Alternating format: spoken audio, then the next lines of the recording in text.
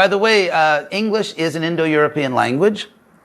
I'll just tell you a little anecdote. Around 1790, there was a very learned Englishman named Sir William Jones, who was sent to the Raj, to India. British ruled India.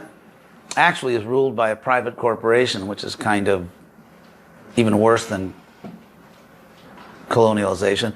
It was ruled by the British East India Trading Company. So this whole big country with thousands of years of history was actually ruled for some time by a private for-profit corporation. So he discovered something which really shocked people in Europe. He discovered that Sanskrit, ancient Sanskrit, was intimately connected with almost all European languages. And that it was actually a very sophisticated language, even more sophisticated than the, you could say, prestige languages of Europe, which were Greek and Latin, these ancient languages. Now, why was that a problem? The problem was that it completely contradicted the main justification for colonialism.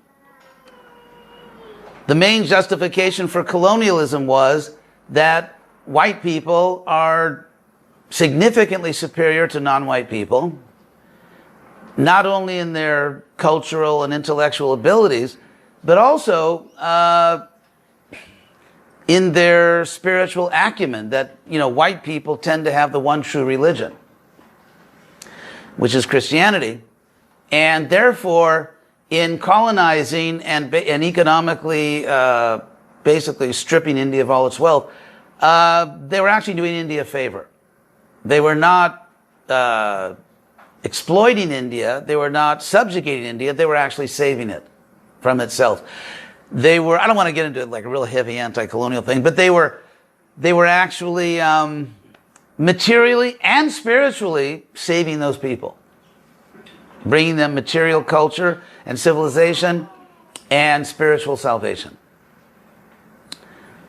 Now, back in that time in Europe, how you speak, your language, was considered to be a very, very important indicator of your social class. I mean, you all know My Fair Lady, right? I hope you know please tell me you've seen My Fair Lady. Anyway, if you haven't seen My Fair Lady, after this program, please, anyway, it's on YouTube. So, it's a really great story. Written by an animal rights advocate, actually, George Bernard Shaw.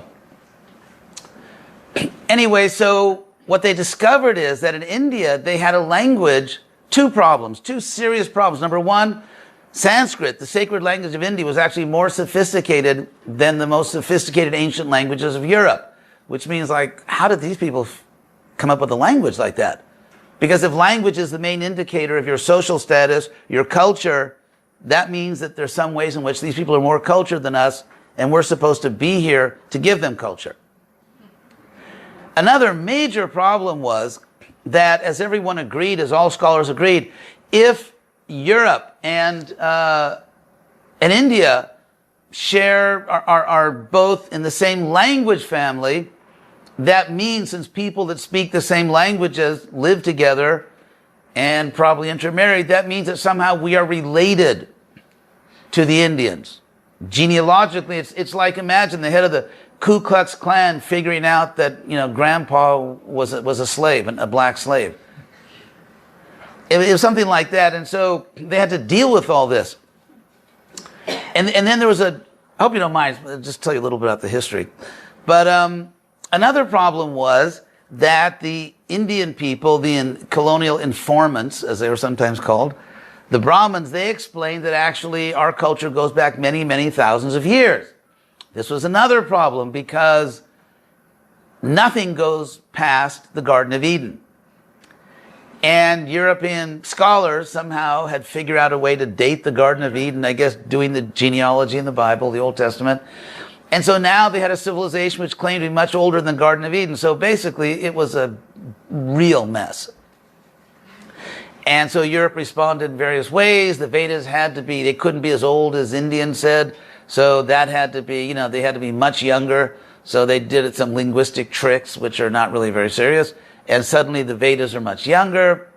And then what about the racial thing? What about the language thing? Well, I swear to God, I'm telling the truth. they discovered this, while they were building a railway, I think, Sir Mortimer Wheeler, who was like one of the, like some kind of royal archaeologist. You know, in England, everybody is royal if they have a serious position. And he discovered one skeleton. I swear to God, he discovered like one skeleton as he was doing archaeology in the Harappan civilization, this very sort of advanced civilization in what is now northwest India, western part of India and parts of Pakistan. Very ancient, goes back many, many thousands of years. And they had big cities. And so urban development is considered to be a sign. It's a major breakthrough from hunting and gathering, urbanization. You develop agriculture. It's considered to be perhaps the major turning point that where human beings who are kind of savages start to develop real civilization. So he found one skeleton of someone that, looked like didn't have a happy death. It's kind of like, I'm in pain. And so he presumed from that, this person must have been murdered by an invader. And who was the invader? It must have been European type people who came down to India bringing the Veda with them. So the fancy language, European. And so to make a long story short, there was an Aryan invasion. The word Arya in Sanskrit means a noble person. The Europeans took it to be racial. Hitler took it to be a racial term. Now in America we have very distinguished cultural societies like the Aryan nation, the white supremacy group. And so, but the word Arya actually meant a noble person. It wasn't a racial term. It was a term meaning that someone had culture in the sense that they were compassionate, that they were educated, that they, just a noble person in a real sense, not a real jerk with royal blood, but a noble. And so anyway, they developed this idea that, of course, India has advanced culture because it came from us. Duh. And what happened is that the Europeans invaded India, easily conquered the non-white people there, because in India, when you go to South India, which is tropical most of the year, you have a darker race of people. And in northern India, Kashmir, and other northern parts of India, they're a lighter race. So yes, these lighter race people, the original Europeans, we brought the Vedas, we brought all this culture, but then our ancestors made a huge mistake, interracial marriage. And and because of that, they lost their status as true Aryans, as, true white people. And so now, by invading India, or by taking over India, by ruling India, we are actually saving our own brothers and sisters who originally conquered India and who brought the Vedas. And so the Sanskrit language actually comes from us.